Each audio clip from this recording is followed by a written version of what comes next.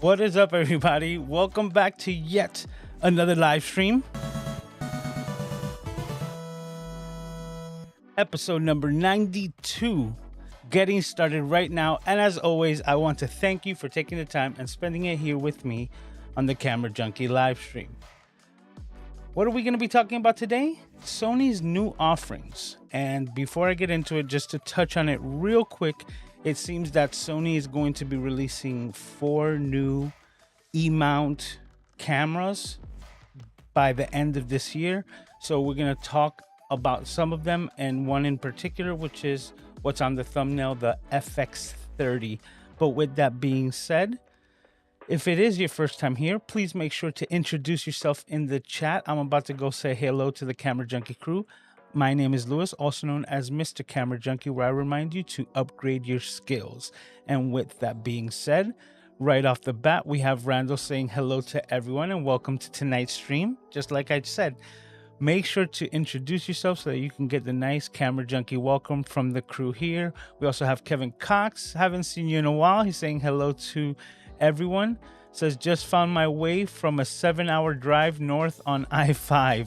As you can see, always on the grind, but really glad that you're able to make it here today. Oh man, I didn't even get to pre-comb my beard because there's so many things going on, as I spoke about last week, getting ready for People of Video. And I just look at it like today's the 3rd. That means I'm like literally 2 weeks away from hitting the road, which is mind-boggling. So I'm doing so many things, especially like that cleaning that you have to do before you hit the road to make sure that nothing gets left behind that shouldn't. So those are the things that are pending on my mind. But with that, Melanie is saying hello to everyone. How are you doing?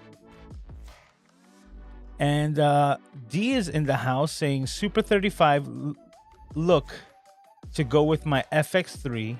If this is true from Sony Alpha rumors, then I'd be tempted to finally get a better B-cam. Plus, I really think Peter Lindgren is testing one.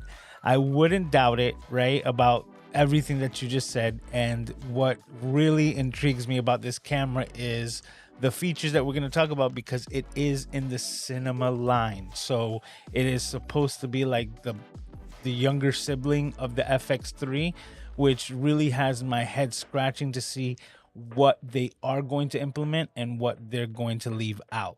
But, if you have any questions, please make sure to put a Q in front of them so that I can get to them, because once I go on my soliloquy, any questions that you might have, pop them in there and we'll get to them as soon as I am done.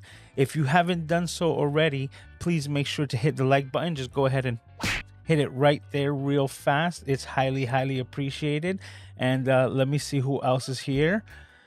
Everyone is just saying hello to everyone.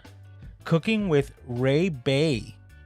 Hey, welcome to the live stream. Thank you for saying hello and introducing yourself. So as you can see, everyone's probably already doing so. Melanie saying so close to 100. I know, right? 100 episodes, which is so huge. Gretchen is also here saying hello.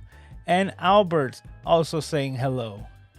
Says, I can't wait. As a content creator, I'm always looking for the new gear. Well, here I always say upgrade your skills before your gear, because you can get a lot out of these cameras. But talking about today in particular and this camera, once you have upgraded your skills, it is very good to actually get the gear to supplement it. So one of those things was just, I believe, 2 weeks ago that I was talking about it on the same live stream, that I am really contemplating what is going to be the next camera that I get for myself, right? To upgrade these skills. And the skills that I want to hone in on right now really have to do with color grading in the post-production to actually level up my editing as well. So for that reason, I've really been looking into, what we call the log type of recording, S-Log, S-Log Gamma, but it's not really worth it to do it on 8-bit because you really don't have the range to actually deal with the colors. So with 8-bit, you have to nail exposure 100%, and basically the only thing that you have the ability to do is bring it back to like a Rec 709 and throw a LUT on top of it, which is not really putting your own kind of your own style onto a color grade. That's why I really excited about this new camera, because the one thing that I needed, so to speak, or that I want to actually upgrade my skill is the 10-bit color, right? The 10-bit 4:2, and like the FX-3, which is one of those cameras that I have had on my list of potential upgrades, is the Cinetone, right? That feature, that nice color grade that you get directly from like the Venice type cameras that have been trickled down to the FX6, FX3, and now hypothetically this FX-30. So let me bring up my list real quick, my notes. Okay, so talking about that, right? It was mentioned on Sony Alpha Rumors about this camera, but they said that the specifications are still, we're still discovering, because they basically said that it was going to be a clone of the FX3, which is where I really find it hard to believe that they're just going to make an exact clone, because the way that I see it is, who are they really going to try to, like, which camera are they competing against in the field, so to speak, or the people who are buying it? So at first I thought the Canon 5C, no, the Canon 5C, what is it? The R5C. Look at me, I'm just forgetting all of these acronyms. Okay, the Canon R5C is the cinema type of upgrade to the Canon R5. They added a fan, and when I started thinking about that camera, because it was the latest one that Canon has come up with, it really kind of didn't match up, not only on the price potentially that this camera would be, but also as far as the specs and sensor size. And then that really got me thinking. I'm like, what is this camera competing against? Because it was as if that Canon R5C was Canon's response to the Sony FX-3, meaning that it also had a fan, video centric, full frame, compact camera, and Canon made their version of it. So then when I started thinking, if this is going to be an exact like clone of the FX3 but with an APS-C sensor, there are some things that are still like up in the air, because the competitor that I think, in that type of field that is going against would be the Canon the Canon C70, right? The Cinema 70, which came with that Super 35 sensor, and it has that like very broad dynamic range. So that camera being a fixed sensor as well, kind of just like the Canon R5C, that also does not have IBIS in it.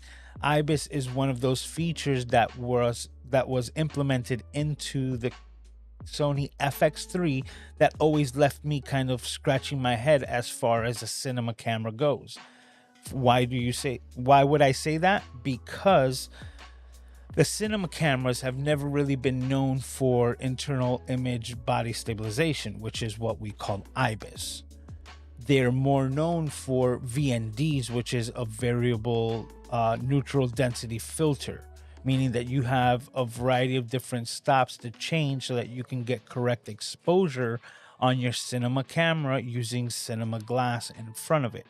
But when they made the FX3 and they labeled it into the cinema line, I was thinking that it was going to be a full frame fixed sensor with variable ND, and they came out with the IBIS, basically rendering it being a Sony A7S3, right? A7S3 without the viewfinder. So that's where those cameras have like basically identical specs. They're both 12 megapixel sensors, internal image body stabilization. They're basically carbon copies of each other until the latest update, which was the firmware update that the FX3 has gotten, that has made it a little bit more cinema-like for specific codecs, and that now that camera is designated to be Netflix approved because of that update. So that now is the differentiating factor between that and the A7S III, which is really good for all of the owners who have already purchased this camera. But now going back to the FX3, I don't see it having IBIS. I kind of don't, right? I see it having more like what Sony just came out with in their Sony ZV-E10, which is that, you know, that that digital stabilization, right?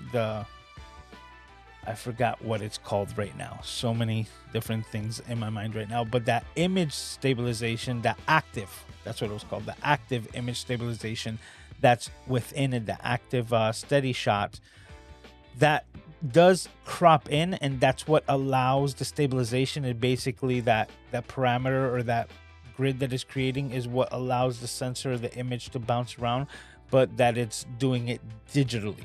And then you also still have the ability to turn all of the stabilization off and do it completely in post with gyro stabilization, which is where I think this camera might fall.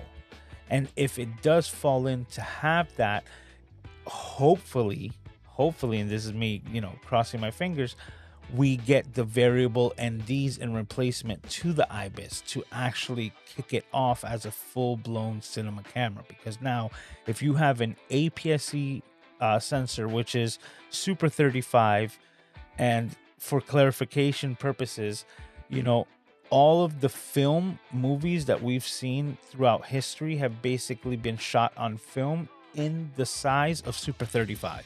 So it wasn't like we were shooting 35mm film as 35mm film for these movies, because that would increase the budget exponentially. But I digress. So for that reason, you know, all of the cinema lenses that have cost, or that do cost $20, $30, $60, $100,000 are all really designed for that Super 35 sensor style, you know, because the older ones are, because that was the film that was being used in these cinema cameras. So having this sensor style really doesn't take away from anything when it comes to creating these recordings and these videos, but it's really throwing, you know, like throwing my mind for a loop because of what is possibly coming our way with this camera. So why am I really excited for it? Because the one thing that I mentioned was that 10-bit color. Because now, you know, just going over my notes, if it is a clone of the FX3, we're going to be talking about that the software, right, the firmware that's going to come with this camera is going to be like, it's going to carry the S-Log. It's also going to have I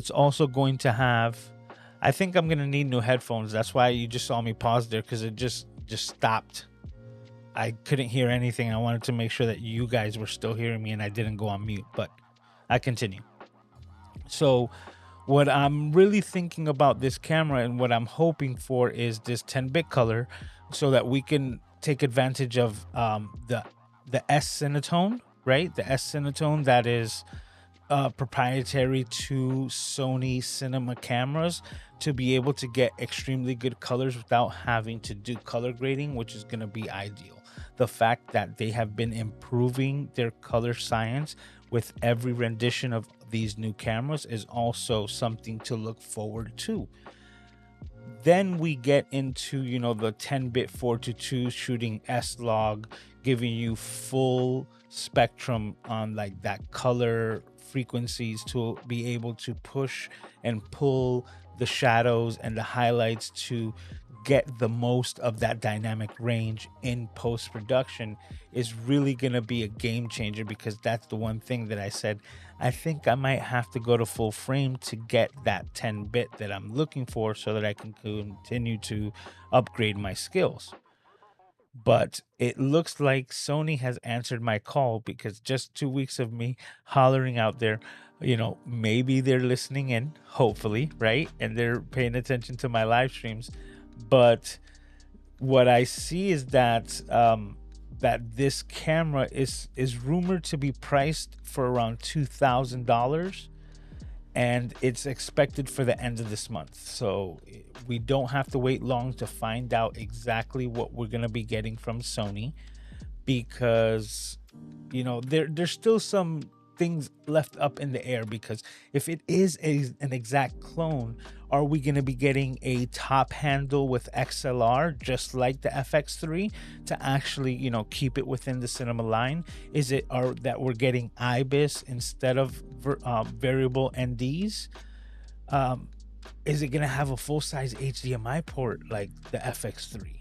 Because that's also going to be just like mind-boggling if that's something that we're able to get with it, right? So there's still so many things that are up in the air when it comes to what are the possible things that we can get with this camera. And this is just me thinking about it today, and I'm like scratching my head. I'm like, how would they implement it? So for me, my dream camera from this would be I would have to say getting the variable ND with either gyro stabilization or that active stabilization if you really need it for vlogging.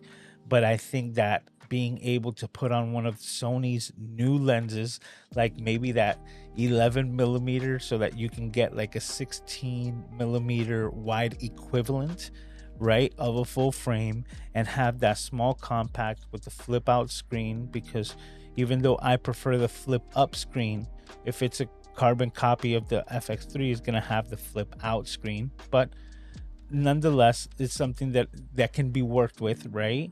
But if it really does take advantage of all those extra features of the FX-3, like I said, the top handle, it's going to probably have the same type of body. So it's going to have those quarter 20 availability to like screw into a quarter 20, like the built-in cage. There's a lot of advantages, and the one thing that would deter me from it would be that it doesn't have a viewfinder, because I love having a viewfinder.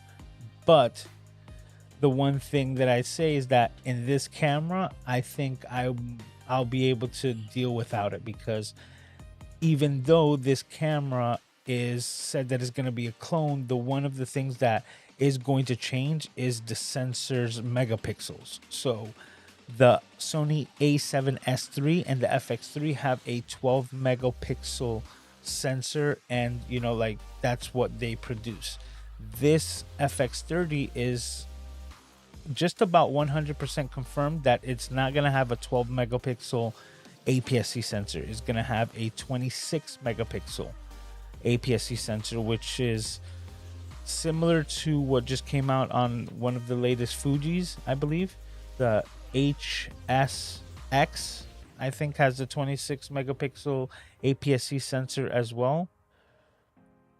But and for those of you who don't know, Sony does provide Fuji with their sensors, so this would be the same exact sensor, but to see the types of readouts and quality that you're getting, because we're going to be talking, hopefully, right, like fingers crossed, 120 frames in 4K like the Sony FX-3 does. So when you start talking about those types of files and codecs being able to be produced and getting 10-bit color from an APS-C machine, it's going to be amazing. And if it's using the Z-type batteries, it's going to have amazing battery life. We already know that Sony has incredible or second to none autofocus, which is why I love using Sony on all of my productions here. So there are so many things that are like that got me really excited for this camera, because it could potentially be exactly what I was looking for. Now, there is other cameras that are hypothetically supposed to be coming out, and I say hypothetically because they are rumored, but The hypothetical part is that they're coming out within the end of this year, by November, which would be very interesting. One that I spoke about was a couple weeks ago when I mentioned the Sony A7R5, and that one being now coming in and more information. It looks like they might have the same 61 megapixel sensor, which would be very interesting to come out with a new iteration without having that spec bump, particular for that camera, because that's what that camera specializes in. The R stands for resolution, and I wouldn't see that without a resolution bump. You would actually be producing another, body for it. So it is also rumored that one is going to take a bump from 61 to 95 megapixels, but that's still up, that's still to be seen. So one camera of the ones that I mentioned is a Ptz camera. That's pan tilt zoom, which is more for like high-end production and remote access, almost like television production truck, being able to control the pan, tilt, and zoom from a camera completely remotely without having a cameraman there. So that's a camera that is rumored to be coming out, but that's not going to be for like the domestic market. That's going to be way for full-on production houses and television networks. But those are the cameras that are to be coming up soon by the end of the year. And the last one is another ZV camera, which I do not believe is going to be an all-in-one. So I don't think it's going to be the replacement to like the ZV-1. I think it's going to be another iteration of APS-C E-mount. So it would be either, I would say, the ZV-E10 Mark II or another iteration of something in that field. I'm keeping my fingers crossed as well for another APS-C camera with a viewfinder, right? Something for photography, or with that still in mind, having the ability to be really hybrid and having the ability to do video well. One thing that is not mentioned, right? Because this is still all up in the air and we're waiting, which is I'm really hoping that some of the firmware upgrades from the Sony A7 IV actually trickle down to these new cameras, right? To this FX-30. I'm really hoping like the lens compensation, right? The lens breathing compensation is something that actually comes in onto these new cameras so that you're able to use them a lot more for video without having to worry about those photography type issues with the lenses.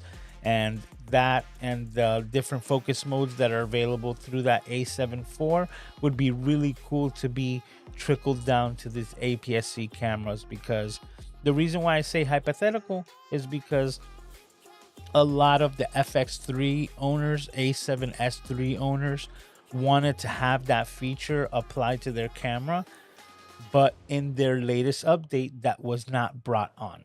And the rumors that are being talked about right now, and the things that have been confirmed, is that this FX30 is going to have the same firmware update as the FX3 just got in the new update. So because of that, I don't see it actually having that, the lens breathing compensation, or that, like different focus mode. But I think I'm still fine with it, just because if we get the legit 10-bit with all those codecs and, like color profiles built into a compact APS-C camera that can give me gyro stabilization, that's a win. That's like a win-win in my book. And I think that will be the camera that will keep me away from full frame for video a little bit longer, just a little bit longer, because Sony did come out with a lot of new G glass for the APS-C cameras, and it looks like this is the body that's going to come to match. So I'm really excited for that. I can't wait to see what questions you might have. If you do have a question about this or anything at all, please make sure to put a Q colon in front of it. That way I can search for it and find it better. And with that being said, let's go back to the chat and see exactly what you guys are talking about. All right.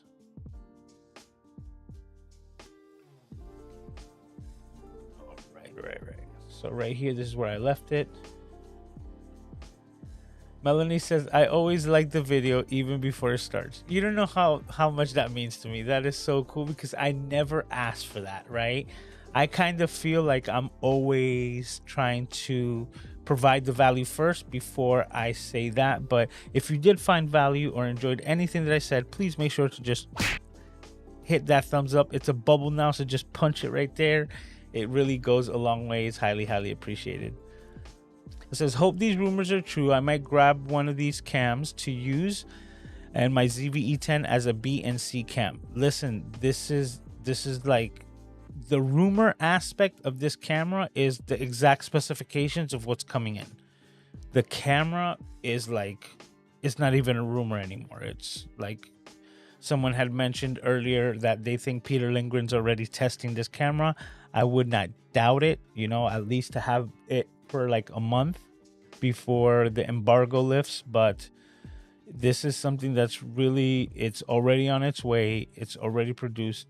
I would have liked, like I was going to mention, that ZV camera coming up in the future. I would love a photo-centric camera, flip up screen, right? Just like the A6600. Put it in that body, A6600 flip up screen. Don't need IBIS. Give the same, like, you know, active stabilization so that you can save money on parts, and give it like the 10-bit codec. Give it the 10-bit codec, and with that same 26 megapixel sensor, that's gonna be an amazing hybrid camera, and that would be kind of like their new flagship APS-C camera comparative to this new cinema APS-C, because that's another thing. They never had anything like that. So now that they're really dipping their toes and probably seeing how much money Canon has made off of that C70, because for example, I believe the C70 from Canon is like $4,000. 4,000 plus, like $4,500 for their cinema APS-C camera, which is like, what? Now this camera is rumored, because that's one of the rumors, the exact price is rumored to be around $2,000. So $2,000, and if it comes, and like I said, hypothetically, if it comes with the top handle, that XLR handle, which is kind of like an extra $600 boost, then you're talking about an APS-C camera, right? That effectively the body would be going for around $1,500-$1,600, which is what I believe their Sony A6600, which I don't know if they're still selling, or I think that was one of the ones that just recently got the axe. But that's what I'm looking at, you know, like that roadmap of what Sony is going to be bringing, and they're not gonna, you know, shoot themselves in the foot. So if they did remove the A6600, I do see the space available for that new flagship, and I don't think this is it. This is just a new line of cinema APS-C, because what happens if now they find really good success in this market, and then we're blessed with something like an APS-C FX-6. And why do I say that? You know, just crazy talking, you know, throwing on the wall. The FX-6 is probably one of the most sought after cameras that you cannot find. It is like made of unobtainium right now, and people are waiting long time for these cameras. If there's more like Tom Buck, he's actively searching and he finds the things that he wants in very obscure places, which I find really cool. Is like the same thing that I do with OfferUp and getting good deals on the used market. But The FX-6, for people who are just like trying to order it maybe outside of the United States, different countries, it's like something that you cannot find. So now if you're able to get all the functionality and features of the FX-6, but then even be able to purchase less expensive glass because you can run it off APS-C type of lenses instead of full frame. You still have the ability to run off cinema lenses, so on and so forth, but making it compact. And because you actually have, hypothetically, you actually have APS-C sensors to put on these bodies, you can start pumping them out and selling them like hotcakes, because you're still going to be able to get really good imagery from that sensor if you have the right codecs, right? If you have the right files to put it in. So really excited to see what's coming up with Sony and what they're going to be doing. Melanie says, agreed, upgrade your skills first. Says, made the mistake of thinking I always needed new gear. And that's the truth. You don't always need new gear, because if you're not maximizing, and I really mean it, if you're not 100% maximizing the tools that you have at your disposal, then there's no reason for you to upgrade. And one of the things that I always analogize this to is like cars, right? You can buy a brand new car today, and next year they're coming out with a new model, a 2023 or 2024, right? However it is, that doesn't make your car any less good, like, oh, and now they have laser guided cruise control. That doesn't make your cruise control regular good or bad just because they came out with a new technology. So that's why I'm still on the A6100s. I still think that they're the most underrated camera in the Sony lineup, and they're no longer here. I feel that it got the shortest run. The A6000 ran for like 8 years, like selling in stores for 8, maybe even more, like maybe 9 to 10 years, that you can go to any Best Buy and get an A6100, an A6000 new from the box, and they sold God knows how many. So with that being said, knowing that they had the such a good foundation with the A6000, and then they had something to precede it with the A6100, I got that camera and I was like, this camera is going to be around and it's going to sell for a long time.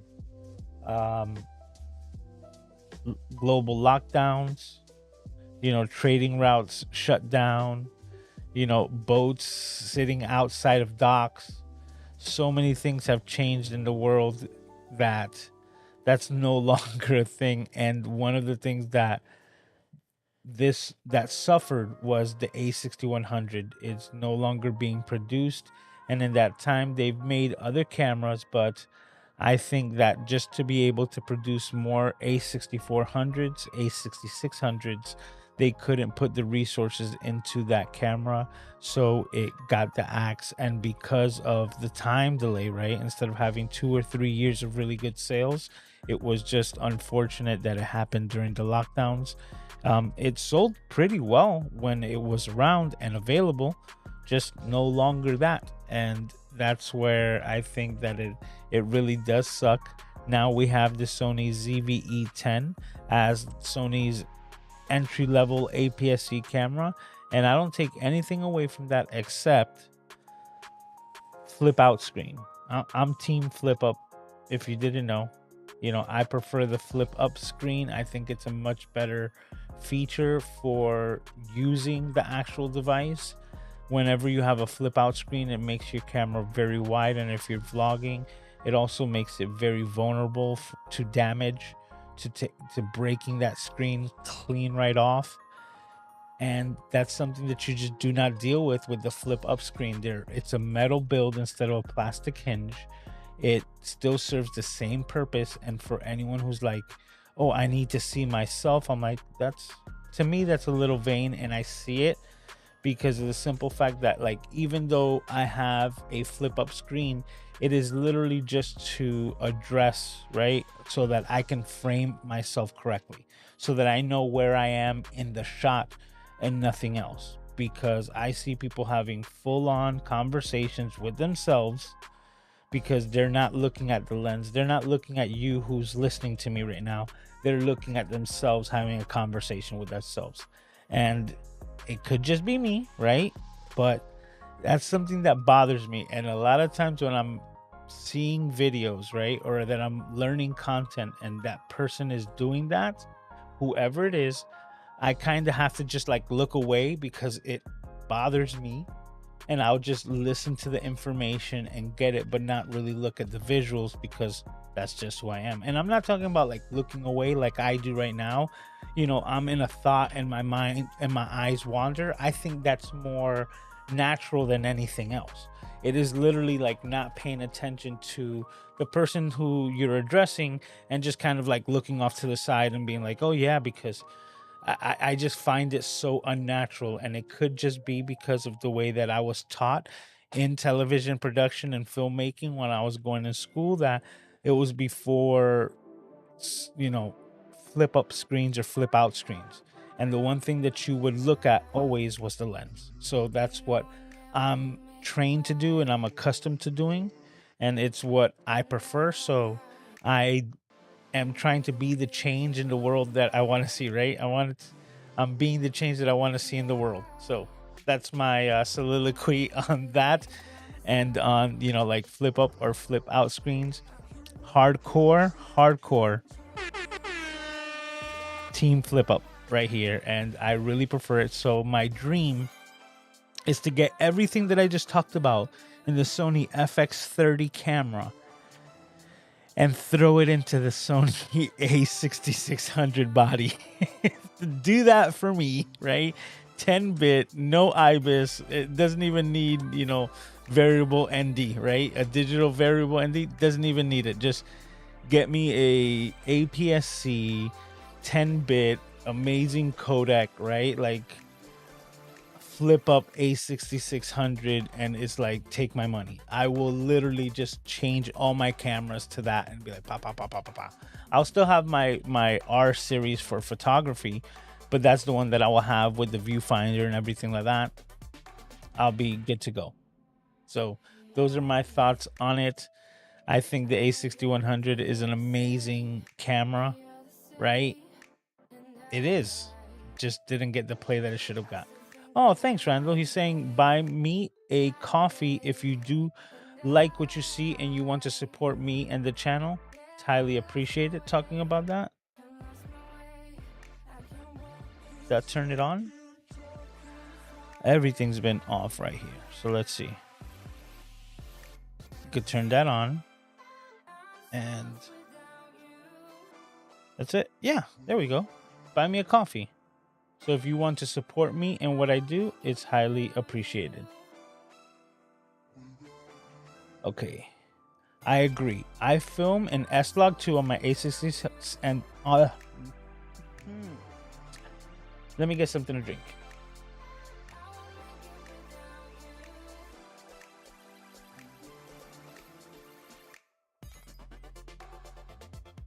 D says, I agree. I film an S-Log2 on my A6600, but I just throw the Sony LUT on there. The FX-3 allows me to film in RAW, and the Ninja V really practice color grade. Oh, because you see, with the Ninja V, you're taking all of the 10-bit directly from the camera, so the codecs is built in through that Ninja V recorder, which is really cool. But there wouldn't be no difference. What I'm talking about, obviously, is like 10-bit within the camera.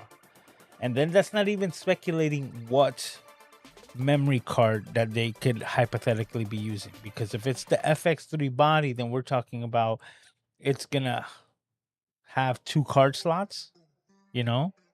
And one of them being Sony Express, right? The Express Type B cards, which is what allows all those fax codecs. Like, I think Sony will knock it out of the park. They actually do that. Okay, so Gretchen is talking to Kevin. Okay, Mr. Sarkeesian's in the house. How are you doing, sir? Says, yikes, Lewis, you just reminded me I need to do a firmware update. Better do it now. Leave Botswana in about 36 hours. Oh, you see, that's so cool. Like, you see, all of these things are starting to happen. Gretchen, I can't wait to meet you in New York. So when you get back, it's going to be amazing to see you over there at People of Video. Okay. So Ray is saying, and I'm guessing that's Ray. Please correct me if I'm incorrect, but let me know if that's your name. And he says, I almost bought the Sony ZV-E10, but the rolling shutter was a deal breaker for me. I use the Sony ZV-1 as my second angle. Well, the thing is, you see, like, it depends on what you're using it for. So A6100 also has the same bad rolling shutter issue, but that's an A6100. That's my secondary angle. Rolling shutter is only going to affect you if you're shooting like action or sports or things that are moving very fast. But if you're shooting secondary angles and you're doing anything like this, really doesn't matter whether it's the ZV-1 or ZV-E10, because they both suffer from it just because of the way that the sensors read out. And that's just the devil's in the detail.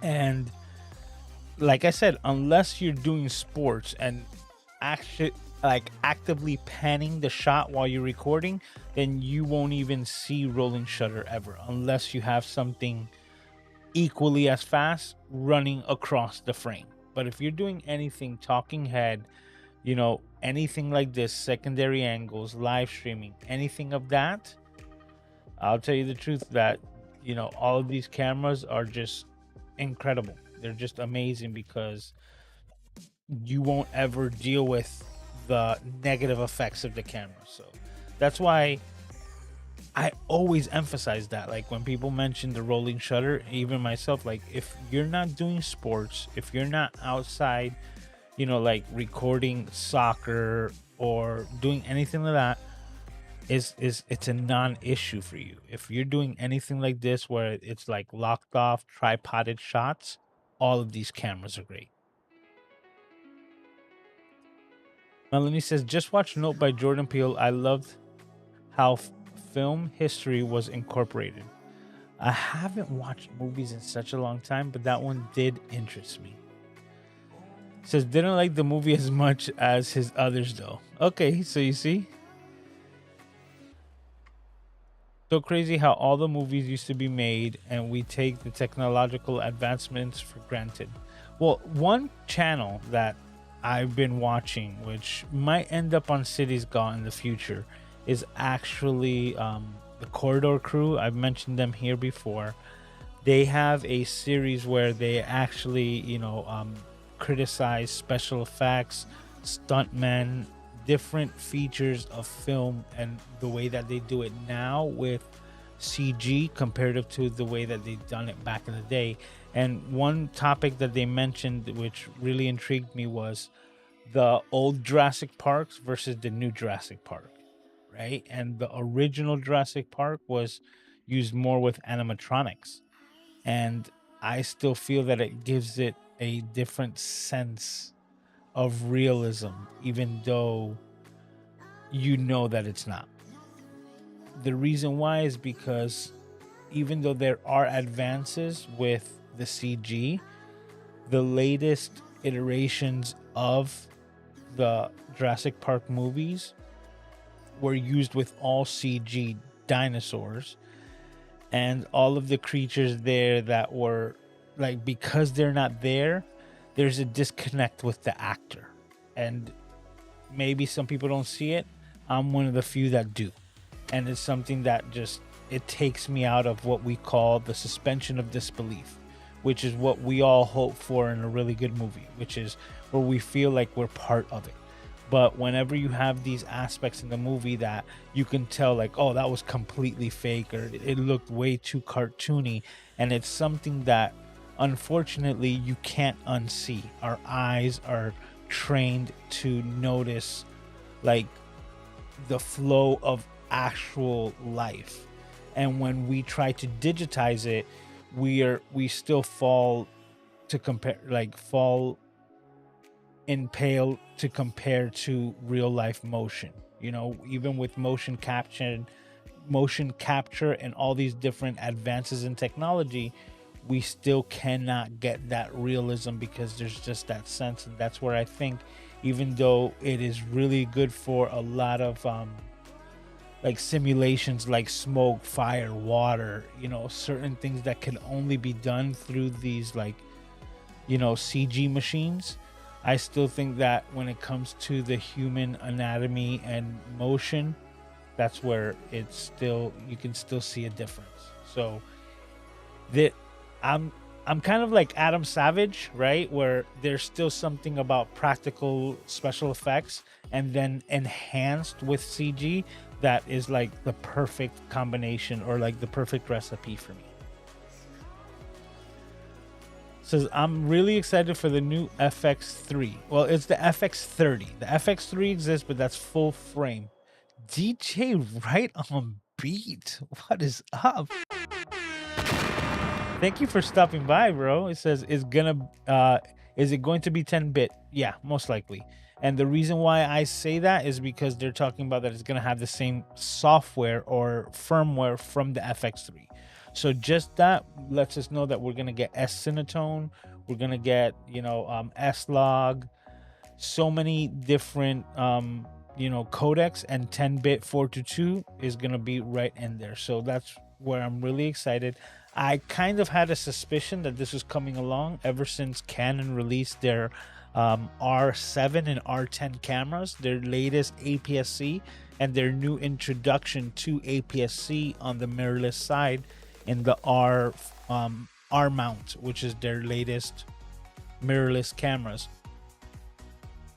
Those cameras have 10-bit built right in, and as soon as they did, I was just like, yes, because I knew that Sony was going to answer with something similar, or that it was already in the pipeline. And it looks like, I said just a couple weeks ago when I talked about it, it looks like it's already been in the pipeline. People already, apparently, hypothetically, already have this camera in their hands and they're testing it out. So I can't wait to see exactly what is gonna be what we're able to purchase, but I'm really excited about that.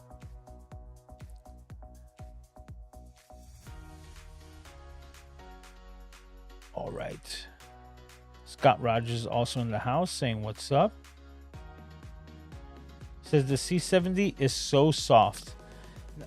It's soft, but it does have, and I can't remember the name of the technology, but it has a like a special sensor that has really wide dynamic range. I believe 15 stops, like officially, because of the way that this sensor reads out. But talking about that, you know what? It just, oh my God.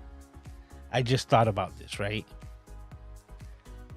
Wouldn't it be amazing if this new FX-30 APS-C camera would also have a dual gain sensor?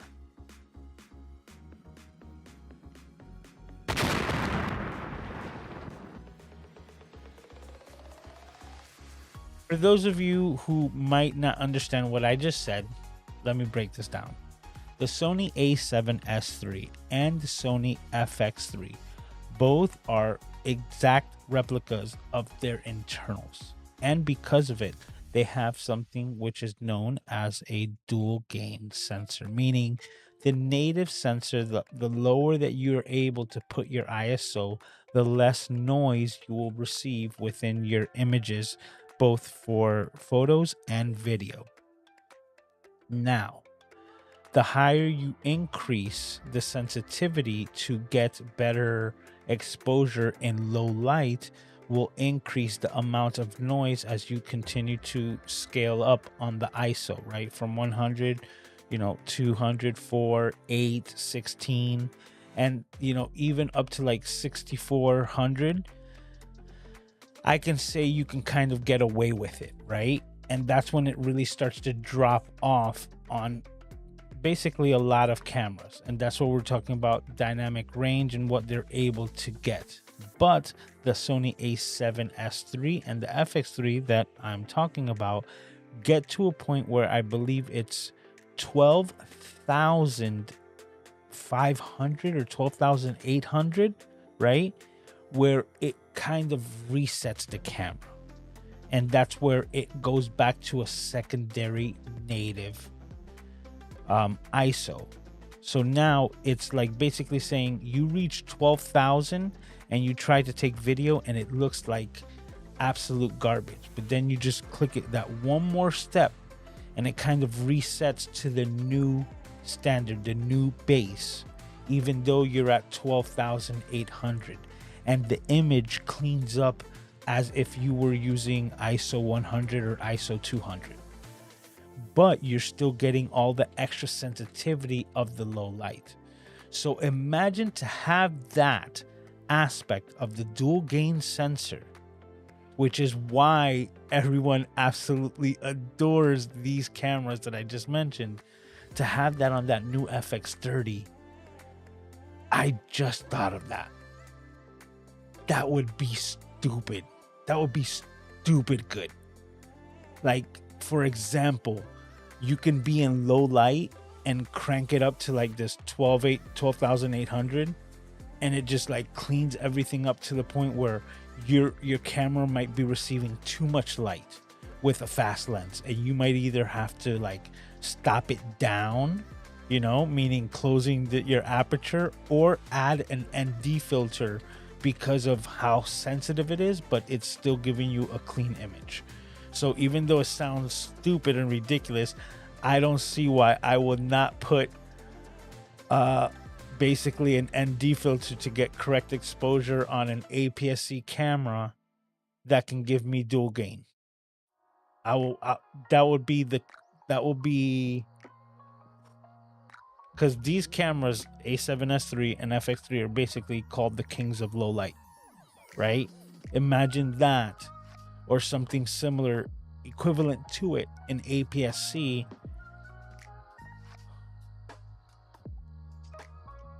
Right. Wow.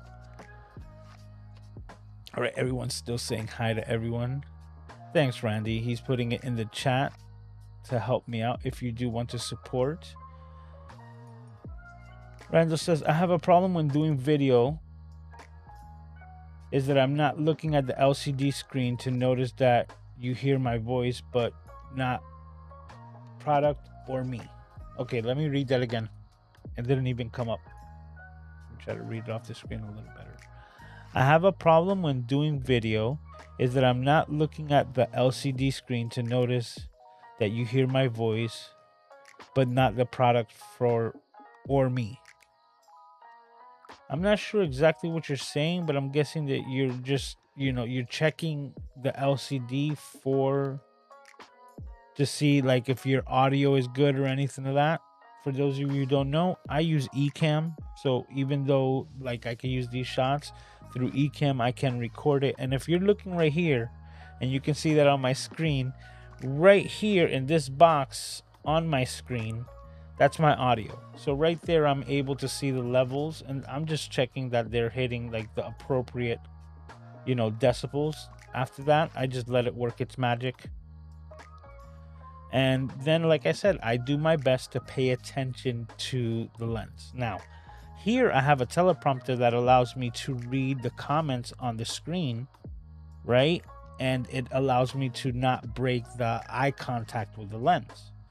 But one thing that I do even above that, because the lens itself kind of gets lost within the teleprompter. So the teleprompter is like dark, allowing... The teleprompter is a bit dark, allowing the reflections to come through from the screen that's below it. But what I did is that I put a little piece of white tape in the center of the LCD screen underneath. And that piece of tape will always represent where my lens exists within the teleprompter. So what I do is that I actually always look at that little square, because that is the lens and that is how I maintain that eye contact, which I prefer. Let me see where we are here. My dream wish for the Sony FX-30 is to have 10-bit, a fan. Fan is give or take, because I'll tell you the truth, I don't think that an APS-C sensor would create the heat that might mitigate a fan, but I digress. 4K 60 oversampled from 8K. I don't think that they'll be able to get the 8K with the 26 megapixel sensor.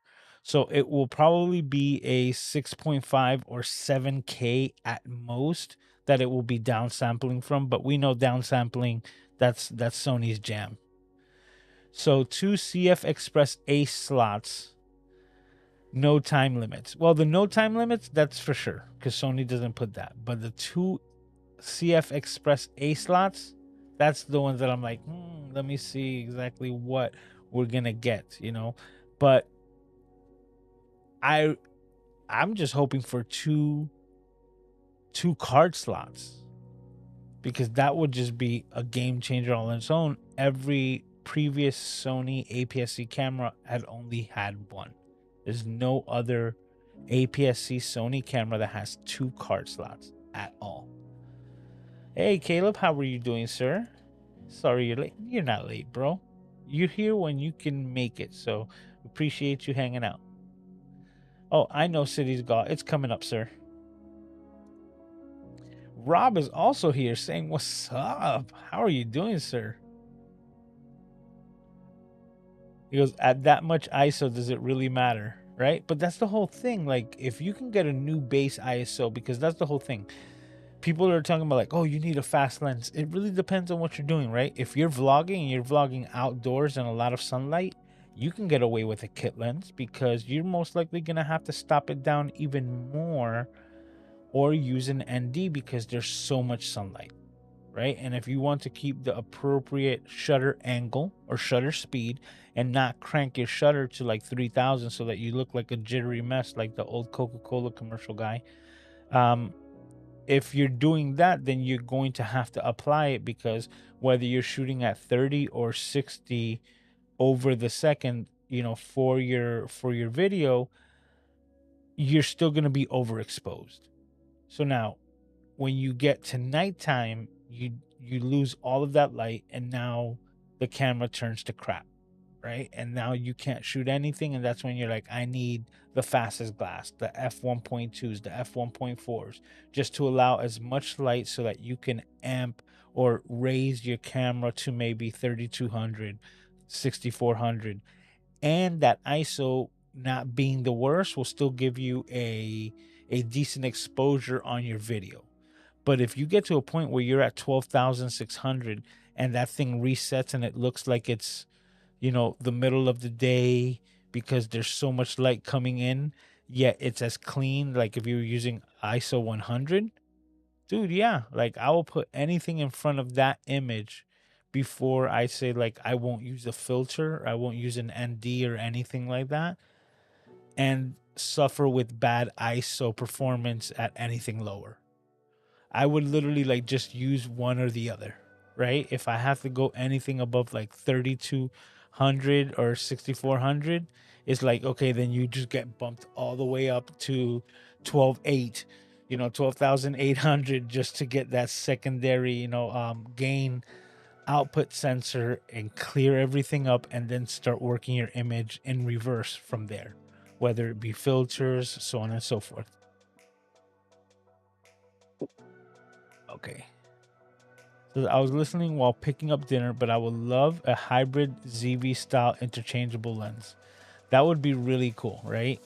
A ZV style, something like that. But that's what they said is coming out. And that's why I said I have my dream of a flip up screen, but I don't know if I'm going to be getting that. And the ZV series literally is most likely going to still be a flip out screen, which so many people love.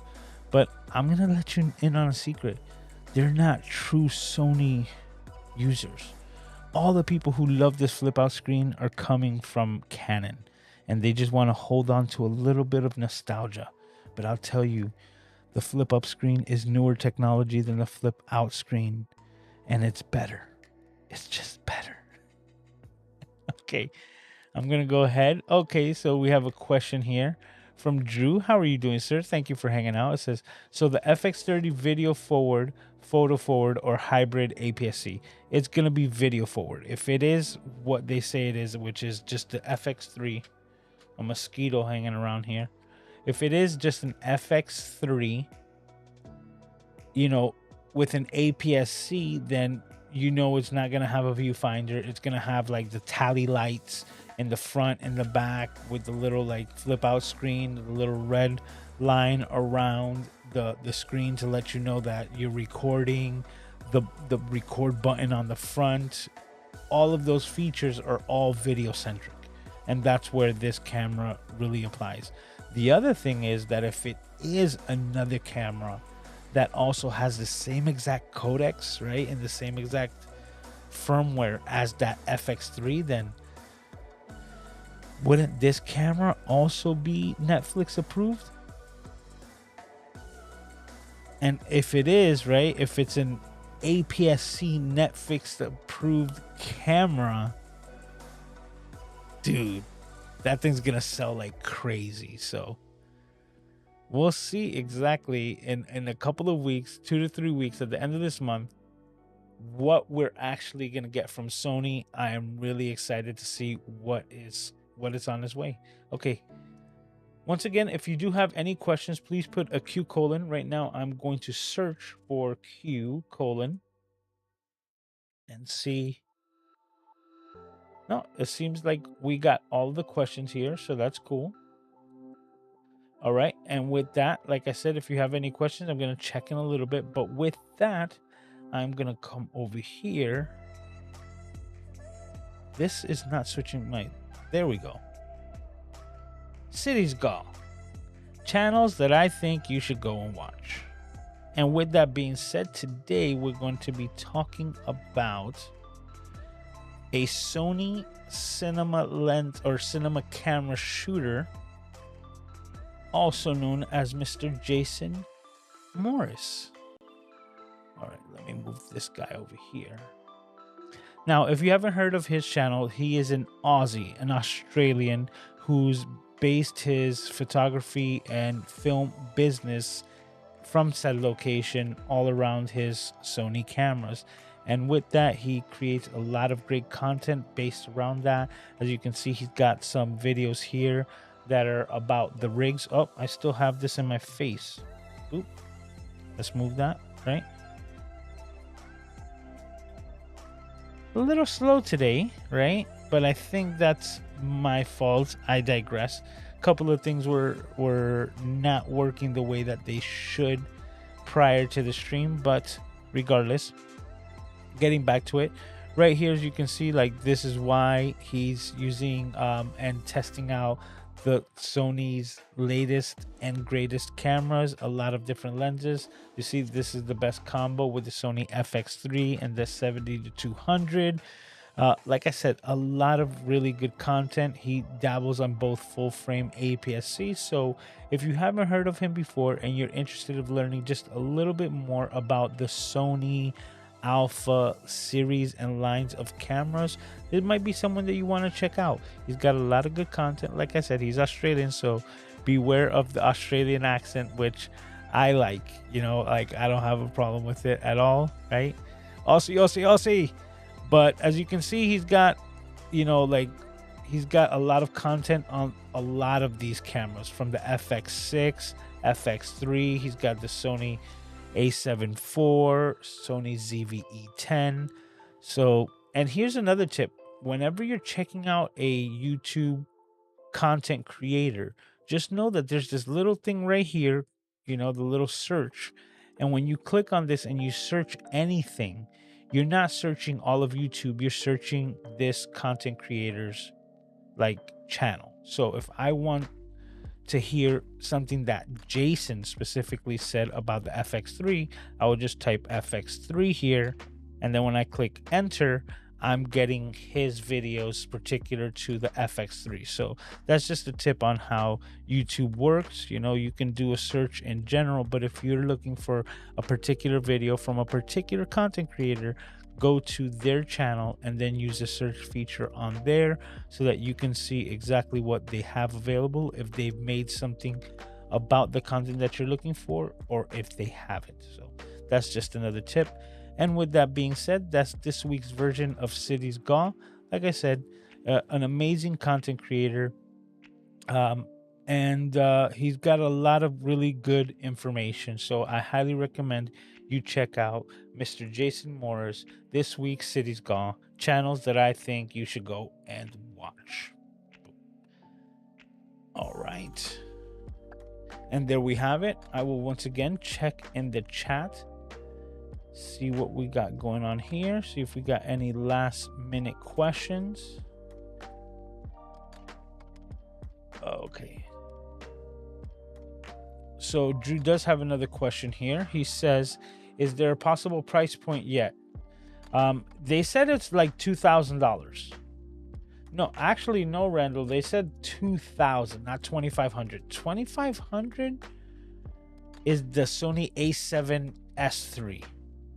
3,500, I believe, is the FX-30 with the handle.